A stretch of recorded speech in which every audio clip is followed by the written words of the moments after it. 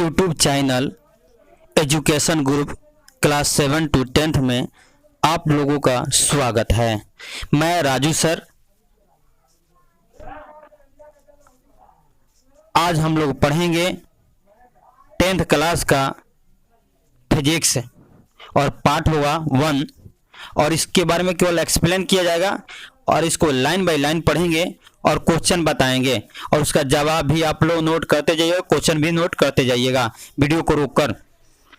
जैसे देखा जाए एक्सप्लेन करने चल रहे हैं और वीडियो को स्किप ना कीजिएगा, शुरू से लास्ट तक वीडियो को देखिएगा और वीडियो को ज़्यादा से ज़्यादा शेयर कीजिएगा, लाइक कीजिएगा, सब्सक्राइब कीजिएगा।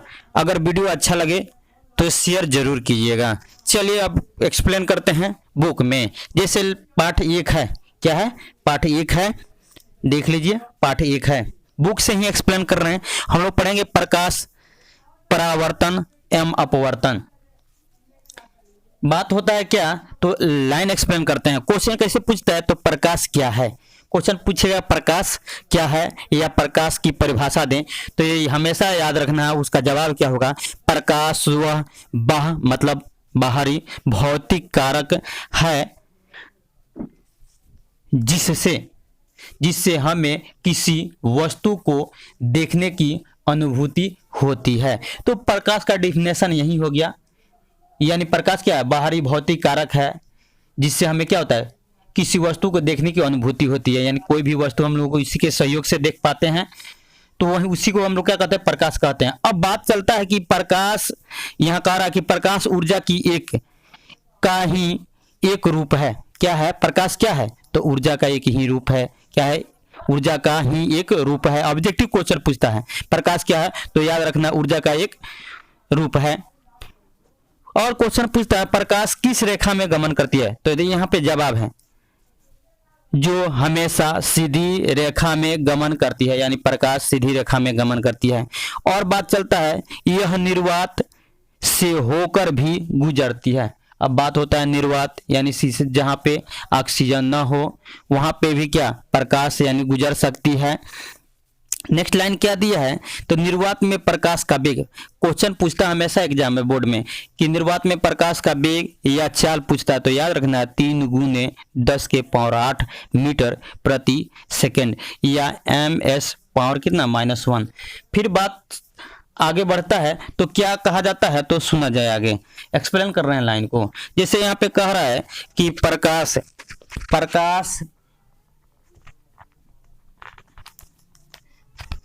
प्रकाश एक विद्युत चुंबकीय तरंग भी है।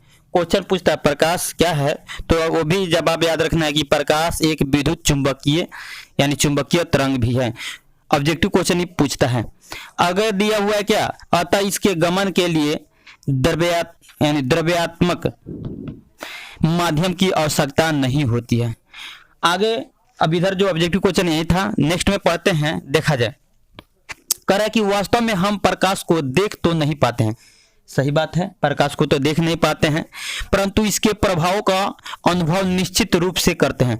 यानी जैसे हम लोग प्रकाश को देख नहीं पाते, लेकिन क्या प्रकाश जब पड़ता है तो हम लोग को गर्मी महसूस होता है। जैसे ऐसे धूप लगे तो हम लोग महसूस करते हैं कि गर्मी हो रहा है, प्रकाश है।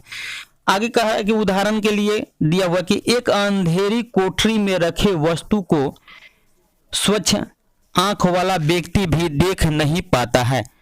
अगर कोई अंधेरा रूम हो, अंधकार रूम हो, उसमें कोई वस्तु रखा हो, तो अच्छा से अच्छा आंख, जिसका आंख में कोई प्रॉब्लम ना हो, कोई प्रॉब्लम नहीं हो, वो भी व्यक्ति क्या अगर देखना चाहे तो नहीं देख पाता है।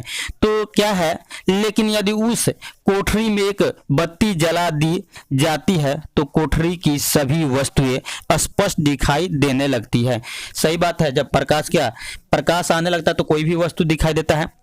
तो आगे लाइन सुना जाए, कह रहा है क्या आप जानते हैं कि अंधेरी कोठरी में रखी वस्तु बत्ती जलते ही क्यों दिखाई देने लगती है? जी हाँ, जब बत्ती जलती है तो प्रकाश की किरण उन वस्तु पर पड़ती है। सही बात है। तो क्या है, जब कोई भी बत्ती जलना चालू कर देती है तो वह प्रकाश कहाँ सबसे पहले वस्तु पर पड़ती है और पुनः परावर्तित होकर यानी उस वस्तु से टकरा कर क्या होती है, परिवर्तित होकर हमारे आंख के रेटिना पर उस वस्तु का प्रतिबिंब बनाती है। क्वेश्चन ऑब्जेक्टिव हमेशा मतलब पूछता है कि कोई वस्तु से जब प्रकाश टकरा कर परिवर्तित होती है तो आंख के किस भाग पर प्रतिबिंब बनाती है। तो याद रखना है किस पर, रेटिना पर। याद रखना क्या चीज पर, रेटिना पर प्रतिबिंब बनाती है, जिससे हमें वह वस्तु दिखाई देने लगता है। आगे लाइन सुना जाए तो रेटिना पर यानी प्रतिबिंब किस पे बनता है, रेटिना पर बनता है कोई भी वस्तु से जब प्रकाश टकरा कर आती है। तो आगे सुना जाए, निष्कर्षतः कहा जा सकता है कि प्रकाश एक माध्यम है। क्या है, प्रकाश एक माध्यम है जिसके कारण हम किसी वस्तु को देख पाते हैं। इसकी अनुपस्थिति में किसी वस्तु को देखना असंभव है। अगर प्रकाश नहीं रहेगा तो कोई भी वस्तु को हम लोग नहीं देख पाते हैं। इसीलिए कहा गया कि अंधेरी कोठरी में अगर कोई वस्तु रखा जाए तो दिखाई नहीं देगा, लेकिन उसी कोठरी में क्या है, अगर बत्ती जला दी जाए तो सबसे पहले प्रकाश उस वस्तु पर पड़ती है और वहां से परिवर्तित होकर हमारे आंखों के रेटिना पर आती है और प्रतिबिंब बनाती है, तब वस्तु दिखाई देता है। आगे बात चलता है, प्रकाश एक ऊर्जा है। क्या है, क्वेश्चन पूछता है प्रकाश क्या है, तो प्रकाश एक ऊर्जा है। इस कथन को निम्न प्रकार से स्पष्ट किया जा सकता है, जैसे दिया हुआ 1 नंबर पॉइंट में। कैसे, ऐसा देखा जाता है विद्युत धारा प्रवाहित होते ही परिपथ से युक्त विद्युत बल्ब जलने लगता है। जब विद्युत जाता है यानी करंट जाता है तो उसमें जो बल्ब लगा रहता है वो क्या होता है, जलने लगता है और प्रकाश का उत्सर्जन प्रारंभ हो जाता है यानी लाइट फैलने लगता है, चारों ओर दिखाई देने लगता है। इस घटना में विद्युत ऊर्जा प्रकाश ऊर्जा में बदल जाती है।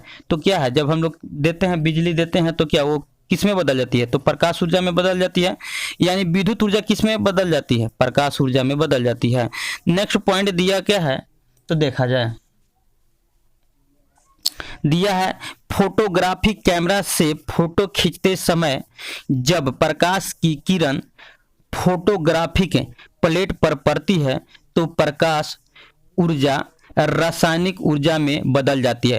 यानी फोटोग्राफी के द्वारा फोटो खींचा जाए तो प्रकाश ऊर्जा किस में बदल, लाइट जो मारता है, फोटो खींचने पर लाइट मारता है, वो किस में बदल जाता है। तो याद ये रखना है कि प्रकाश ऊर्जा किस में बदल जाता है, रासायनिक ऊर्जा में बदल जाता है। नेक्स्ट दिया है कि उपयुक्त उदाहरण से स्पष्ट हो जाता है कि प्रकाश निश्चित रूप से ऊर्जा का ही एक रूप है। क्या है प्रकाश, तो निश्चित रूप से एक ऊर्जा का ही रूप है। चलिए वीडियो को यहीं पे एंड करते हैं। नेक्स्ट वीडियो में नेक्स्ट भाग में पहले इसका एक्सप्लेन किया जाएगा। जितना भी बताएं उसको ऑब्जेक्टिव क्वेश्चन को नोट कर लीजिएगा। चलिए यहीं पे वीडियो को एंड करते हैं यानी समाप्त करते हैं और वीडियो को ज़्यादा से ज़्यादा लाइक कीजिएगा, सब्सक्राइब कीजिएगा, शेयर कीजिएगा। जय हिंद, जय भारत।